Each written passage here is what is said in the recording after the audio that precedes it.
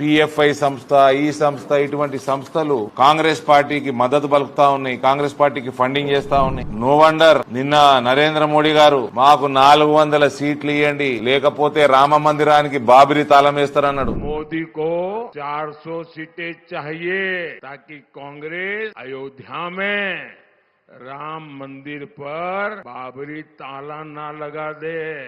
నిన్న నరేంద్ర మోడీ గారు స్పీచ్ లో అన్నారు బాబరీ తాళం వేయొద్దు రామ మందిరానికంటే 400 సీట్లు ఇవ్వమన్నారు. ఎంత ఇంటెలిజెన్స్ ఇన్పుట్ వాళ్ళకి ఎంత ఉన్నది. ఇది బయటకు వచ్చింది, మనకు సోషల్ మీడియాలో వచ్చింది కాబట్టి మీ ముందర పెడుతున్నాం. ఈ టెర్రరిస్ట్ ఆర్గనైజేషన్లకి కాంగ్రెస్ పార్టీ మాతృ సంస్థగా మారుతున్నది. హిందూ సమాజం మేల్కోవాలి.